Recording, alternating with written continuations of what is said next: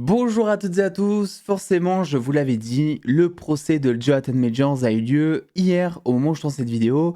On n'a pas énormément d'informations en plus, quelques détails. On sait qu'il risque 12 mois d'emprisonnement si jamais il est jugé coupable. En fait, petit rappel des faits, même si vous avez eu déjà deux vidéos qui en parlent, Jonathan Majors est accusé d'avoir physiquement agressé une femme. Elle aurait eu des blessures partielles, je crois, au doigt et à l'arrière de la tête. Donc après, je sais pas niveau, mental, vous savez, parce que les agressions, on parle beaucoup de physique, mais il y a des traumatismes derrière qui peuvent avoir lieu, tout ça. Donc ça aussi, ça peut rentrer en ligne de compte, mais je sais pas vraiment comment ça se passe de ce côté-là.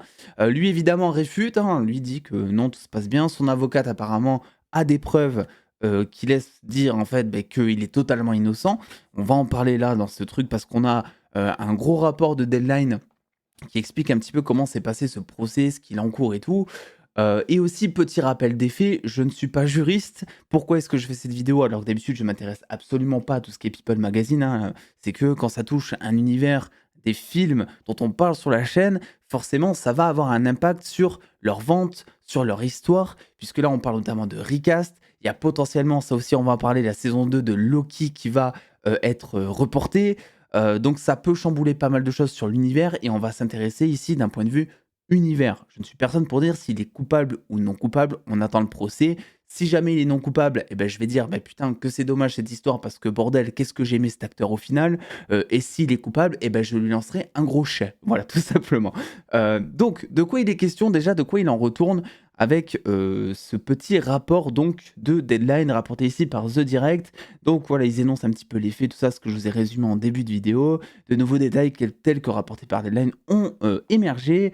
De la première audience du tribunal, et ça c'est très important parce qu'il y a plusieurs audiences. Voilà, ce n'est pas le procès définitif, ce n'est pas là où on a eu la réponse, est-ce qu'il est coupable, non coupable. Après son agression présumée fin mars. L'acteur était présent via Zoom, donc voilà, il a participé à son audition en télétravail, si je puis dire, en caleçon et en chemise. Pour le bureau du procureur du district de Manhattan qui a rendu public une plainte de remplacement, avec une accusation d'agression au troisième degré. Donc il y a beaucoup de jargon, on va aller principalement à ce qui nous intéresse, comme par exemple le délit de classe A, blablabla. Donc il encourt une peine maximale, possible de 12 mois, pour, cette accusation. Voilà.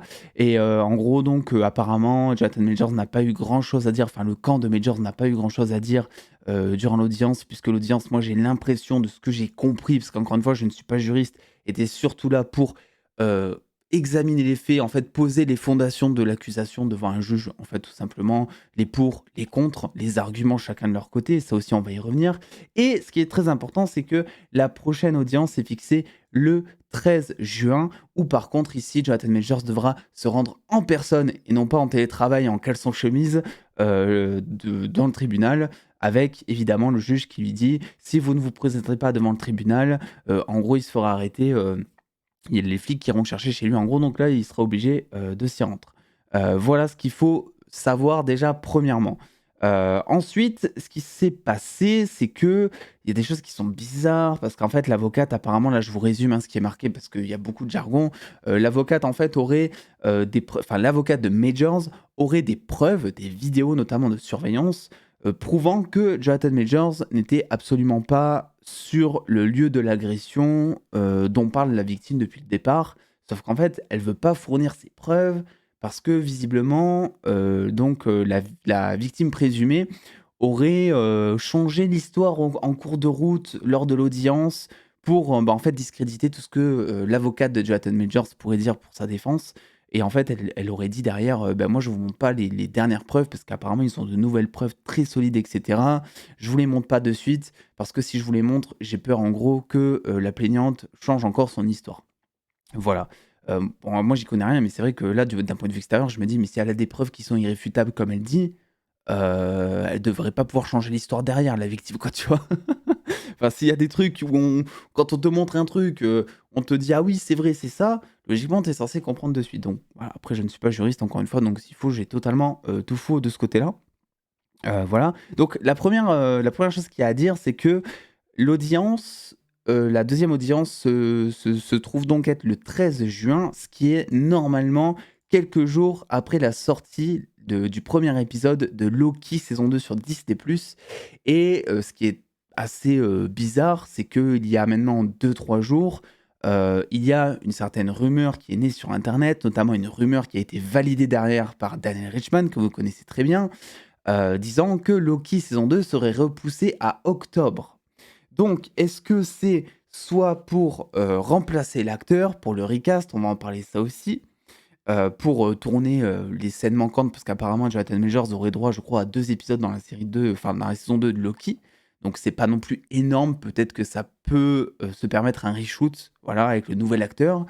Soit c'est tout simplement pour que Loki saison 2, et ça serait compréhensible, ne bénéficie pas de la mauvaise pub que ça pourrait engendrer. Parce que imaginez si, je sais pas, l'audience du 13 juin, elle dit ok, Jonathan Majors est coupable, et que Loki épisode 1 est sorti 3 jours avant, où il y a Jonathan Majors dedans. Là, je vous dis pas comment ça va se passer sur les réseaux, comment Loki va en prendre un coup aussi en termes de visionnage, les appels au boycott qu'il va y avoir, et l'image de Disney qui va en prendre un coup. Et on sait que Disney, ils tiennent énormément à leur image. Voilà, il y a toute l'histoire avec Johnny Depp récemment qui a prouvé ça, déjà. Voilà, et on a aussi, ce qu'il faut dire, je sais pas si ça va être marqué ici, mais dans le rapport de Deadline, c'est marqué, on a aussi donc l'avocate qui clame en fait, comment dire? Le fait que si Jonathan Majors, est entré dans cette histoire, c'est vraiment dans un but, racial en fait presque, dans le sens où il y aurait des histoires racistes un petit peu là-dedans, dans le sens où c'est un acharnement qui n'a pas lieu d'être. Voilà, donc il y en a beaucoup qui font le comparo derrière avec notamment toute l'affaire Ezra Miller, qui est un homme blanc, qui lui s'en est sorti, vraiment de manière, pas mal quand même, à côté de ce que Jonathan Majors vit depuis quelque temps. Alors encore une fois, je ne sais pas s'il est coupable ou non coupable. Ce qui est sûr, c'est qu'Ezra Miller, lui, ça a été prouvé, il a été coupable, quoi, tu vois. Mais derrière, il s'en est sorti avec quelques petits mots d'excuses. Et puis voilà, quoi, en gros. Et pas que pour une agression. Enfin, je sais plus ce qu'il a fait encore. Lui, c'était un gros bordel pendant des mois, voire des années. Mais voilà, donc il y en a beaucoup qui font le comparo. Donc moi, j'ai envie qu'on parle maintenant de ce qui pourrait se passer pour le futur. Moi, je vous le dis depuis très longtemps maintenant, pour moi, coupable ou non coupable, Jonathan Majors, c'est très potentiellement terminé pour lui, hein. Déjà, déjà, on n'entend plus parler alors qu'il a été à l'affiche de Creed 3 pendant très longtemps encore. Et en plus, voilà, je rappelle un petit peu ce qui s'est passé durant mes 2 précédentes vidéos. Il avait signé des contrats avec notamment, une marque, de mode, je crois, il avait signé un contrat de publicité avec l'armée, il me semble, et il a perdu un rôle aussi pour un de ses films. Bref, tous les contrats, il y en a 3 ou 4 qu'il avait signés, dans ces derniers mois. Eh bien, il les a perdus. Il y a aussi toute son agence de relations publiques, donc ses agents, en fait, ceux qui s'occupent de sa carrière, qui ont décidé, de le dégager parce que ça leur faisait une mauvaise image. Donc, tu te dis, qu'il soit coupable, non coupable, en fait, le problème, c'est derrière, et c'est compréhensible du point de vue d'une entreprise, même si je vous l'accorde, c'est totalement dégueulasse et c'est injuste. Mais en fait, Disney va très probablement, et je mets des pincettes parce qu'encore une fois, je ne connais pas la finalité et on attendra le verdict final, mais va très probablement vouloir se séparer de l'image néfaste de Jonathan Majors, quoi. Et le problème, c'est qu'entre-temps, t'as Loki qui est censé arriver, ça tombe très mal. Peut-être que Disney va devoir communiquer avant, va devoir annoncer officiellement un truc de recast. Peut-être que Jonathan Majors va se retirer du projet. Je sais pas vraiment comment ça va fonctionner. Mais ce qui est sûr, c'est que ça peut entacher l'image de Disney, et Disney, ils sont très carrés, à ce niveau-là. Et donc, eh bien, il y a la fameuse question, parce que oui, Kang va devoir rester dans le MCU, il y a tellement de choses qui sont prévues avec lui, c'est impossible de s'en séparer. C'est le nouveau Thanos. Je sais que ça vous fait mal de dire ça juste après Ant-Man 3, mais c'est le cas. Eh bien, il faut recast, du coup, il faut recast. Et pour ça, il y a non pas des rumeurs, mais des gens qui, parlent de certains acteurs, je vais vous en présenter 2 ici, qui en soi seraient plutôt cool, avec des pour, des contre justement. Déjà, premièrement, John Boyega. John Boyega qui pourrait, selon les fans, voilà, qui ressemble en plus, mais de ouf, vraiment, à Jonathan Majors. Moi, je trouve que tu mets John Boyega en Kang, mais ça le fait de ouf, quoi, tu vois. En plus, c'est un acteur qui est, on va dire, semi-bankable quand même, tu vois.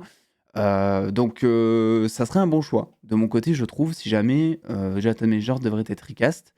Et ensuite, on a, alors excusez-moi de la prononciation, mais Chuck Woody Iwuji, j'espère que je le dis bien, donc connu pour être dernièrement dans la saison 1 de Peacemaker, et aussi du côté Marvel, forcément en tant que grand antagoniste des Gardiens 3, qui est un méchant qui a été ultra apprécié. L'acteur a pris pas mal aussi en popularité grâce à ce film.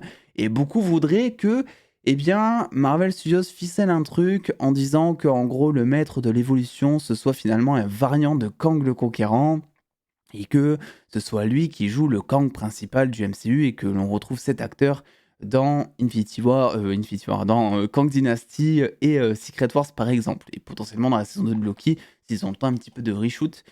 Et là, pour le coup, je suis pas tellement de cet avis. Voilà, déjà, premièrement, ça voudrait dire que tu ne fais pas revenir le maître de l'évolution. Je ne vais pas spoiler dans cette vidéo ce qui se passe dans les Gardiens 3, ce qui se passe pas dans les Gardiens 3.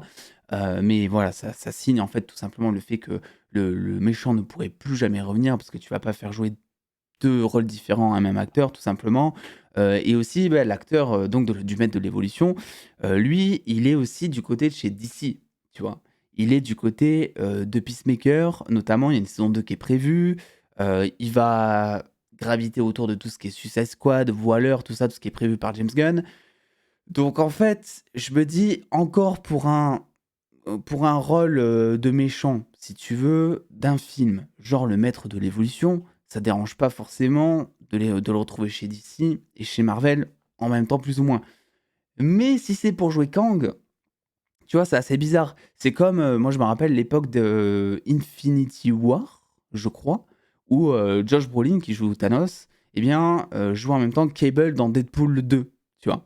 Et c'était assez bizarre, tu vois, de retrouver quasiment en même temps le même acteur. Enfin, il y avait un truc bizarre.